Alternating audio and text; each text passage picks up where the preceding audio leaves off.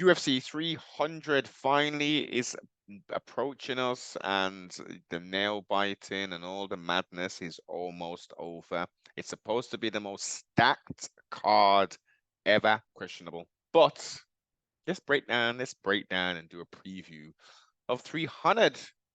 Pereira taking on Hill, former champ, did the graceful thing, relinquished his title. Alex Pereira moved up, light heavyweight champion now, dispatched with Mr. Prohaska, and he's now taking on who he thinks is the rightful king of this year. Very much well-rounded striker in Alex Pereira, with the tutelage of Glover Teixeira.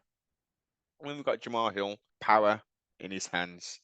I've kind of slept on him still. I have kind of slept on the sibling, but he's been putting in work. Former champion, as I say. This is going to be an interesting one. This is going to be an interesting one. He needs to, in my opinion, game plan, do what he does, but he needs to mix up. He needs to mix it up. This is mixed martial arts. This is not a striking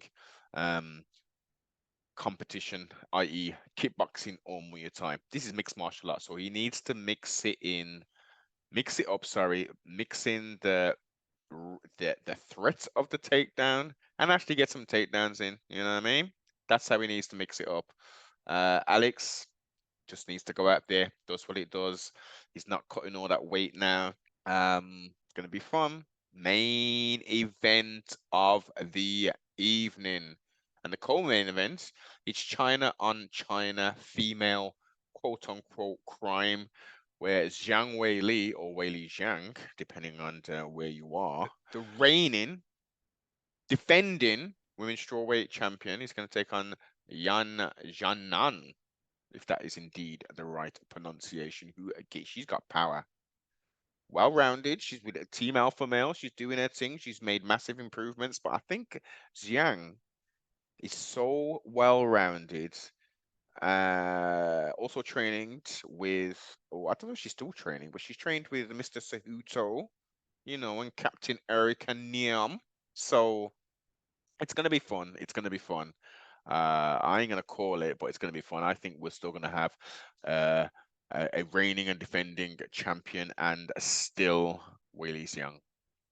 So we're moving on. Let's move on. We're moving on to the lightweight Justin Gaethje, the BMF, the baddest Emma Effer in the whole of the UFC. Apparently, he's taking on Max Holloway, a 145er, who is for the second time moving up to lightweight.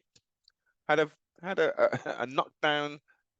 Was it knockdown, drag out, slobber knocker affair with Mr. Portier? He was bloodied as hell. Still remained on his feet though. Max, as we all know, is durable as hell.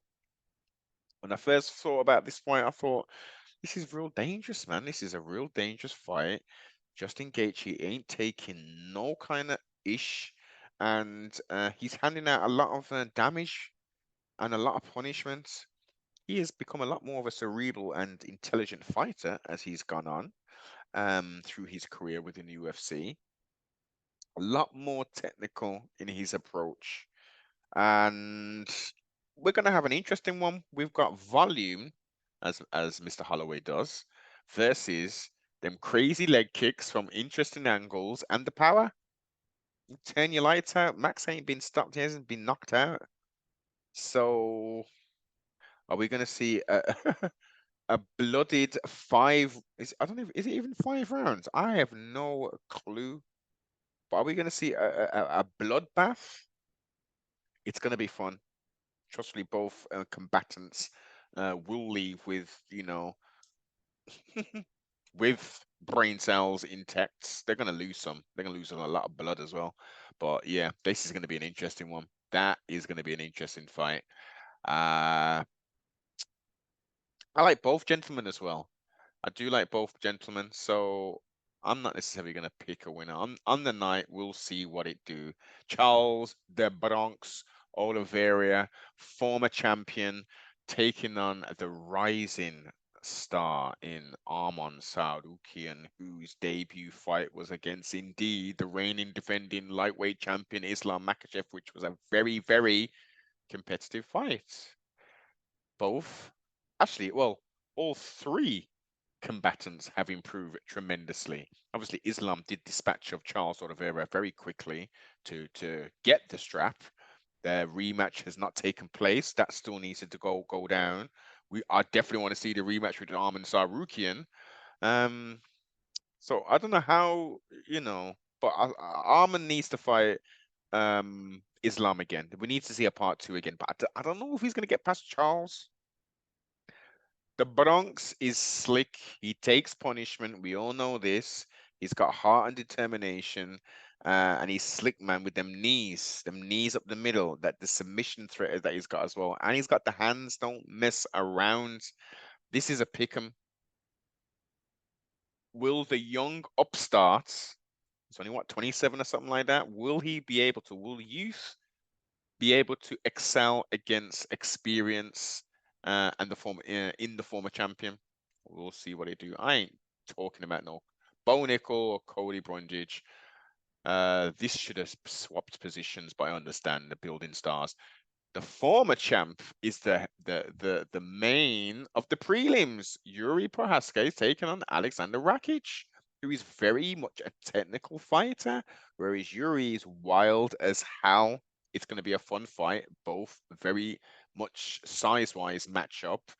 Rakic is coming off an injury, so actually, well, Yuri came back from an injury as well, so they're both injured pops, quote unquote.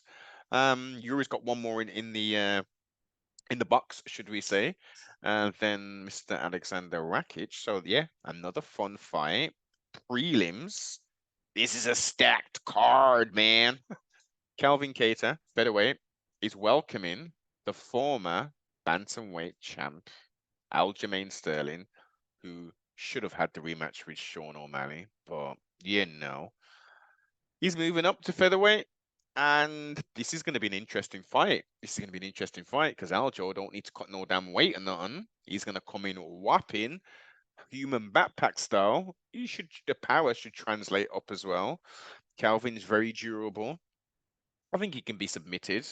I'm going with Aljo on this year. I don't know how it's going to go down. I haven't seen him at 155. He was massive at 155 anyway, quote unquote weight bully, some people might say, but it is what it is. And we're going to see Mr. Aljo come in, making his featherweight debut and make some damn noise, trustfully. Second round finish, first round finish. That's what I'm looking. I ain't looking no decisions, Aljo. Let's get it popping. Holly Holm, the veteran. It was so wonderful to see her win the title, and she put her hands up in the air. She was so proud and shit with her long ass hair, the preacher's daughter, welcoming Kayla Harrison for some strange reason. Look, we can't even see her. She's just a silhouette. Former not Bellator. What am I talking about? Former PFL, multiple time champion, lost against Larissa Pacheco, whatever her name is. And let's unpack. This is going to be one of the most not one of the most, but on the female side, this is a very interesting battle. You've got youth, a judo former huge. Remember, she's fighting at 155. She fought in Invicta at 145. She's never competed at 135. There has been multiple interviews where Kayla Harris has said, the only way I'm making 135 if I cut a leg off. Now she's clearly got she got serious with the thing, sports nutritionist, diet, all that kind of stuff. Because I don't think we're going to see a one-legged Kayla Harrison enter the octagon. I just don't see that.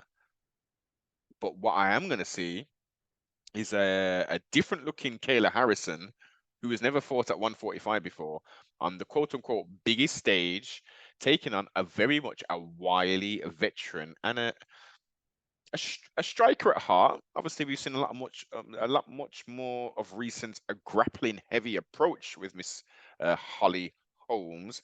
But I would assure you, or would assume, if she's thinking correctly and the game plan's been put down right, we're going to see a kicking extravaganza. I think Holly Holmes has the ability to knock out Kayla Harrison based upon her experience, based upon her skill and movements. Her takedown defense is very good as well. I think Holly Holmes, I'm gonna have to check the old betting lines, quote unquote. No sponsors on this here channel, but I'm looking for Holly Holmes to be. I'm pretty sure she can be an underdog. She's gotta be. Kayla's got a bit of some hype behind her still. But yeah, man, Holly should be able to do this now. Kayla Harris, what she gotta do? She's got to impose her will. She wants to take it to the ground. She wants to try and get a submission off. Her striking needs to be improving, which it should be. She needs to just bulldoze in and ultimately close that real estate down, trap her in the corner, go for a double, run a single, run the pipe, switch it to a double, whatever the hell you need to do. Kayla needs to get this down to the ground. There's nowhere now she's standing and and banging with Miss Holm. Yes. Sadiq Youssef This episode is sponsored by Supreme of the UK. Click the link in the description and support the broadcast. with the interesting YouTube channel. Very capable fighter at featherweight. He's taking on Diego Lopez, who is on a run currently. This is going to be a fun fight. He's got so much momentum behind him, Mr. Lopez. Can take some damage as well. He's enigmatic, should we say? This will be a fun fight.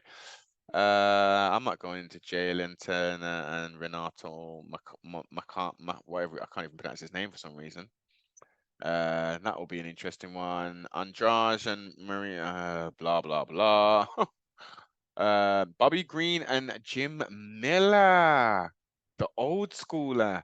I'm thinking he's going to be making a record lightweight division. I'm sure he's going to be busting some kind of record for the time in the ring, in the cage, and amount of fights or something like that. So congratulations, Jim Miller, still in the game. I remember early days of UFC seeing Mr. Miller. What was his moniker? Was it Was it the Nightmare? Was he Nightmare? Nightmare Jim Miller? I mean, I don't even know, but fun times. Wily veteran, experienced, having a bit of a rejuvenation in regards to his career. Bobby Green, I think he's slick, man. He's slick. It's gonna be fun. It's gonna be fun. Bobby should win this still, but Jim Miller ain't no punk. He ain't no punk. And here we go. Here we go. Fireworks. It's the 4th of July, even though it's not the 4th of July. Huh? Denison Figueredo even. Bantamweight. Yeah, because he's moved up. It's his second fight. And they have matched the former bantam. He was a bantamweight, yeah, former bantamweight champion in Cody Garbrandt, who went on a terrible skid. He's been looking good. I think was it the last 3 fights he's won? Is he a 3-fight winning streak he's on? Possibly. He's looking good, man. He's looking good. His chin's kind of lasting and holding up and stuff now, because it was just getting touched previously, and he was just see you later, alligator in a wild crocodile. He was gone. But this is going to be a fun one. Dedison is fighting quite differently of sorts. He's not as reckless. He's a lot more calculated. He's been a full round mixed martial artist in regards to the striking, takedowns, and all the rest of it. This is going to be fun. I don't think they're going to stand in the middle and bang. Dennison, he don't want to do that. It would be fun if they did. That would be real fun, but it's not about the fun. Not just about the fun. They gotta get a win as well. They gotta catapult themselves up and do all the things that we're going. But that is an excellent way to start the card off. Let me know your thoughts, man. This is gonna be interesting. This will be interesting. I guarantee you, I'll be watching all of the. I don't know about. Is they gonna have early prelims? Oh look, is there early prelims on this? No. No, yeah, that's early prelims. So yeah, I'll be watching the early prelims and the prelims. I'll watch some of the main cards. I don't think I'll be staying up till 6 a.m. in the morning. Like, comment, subscribe, share, all of that good stuff. Get the popcorn, and we're going to town, mates. It's UFC 300.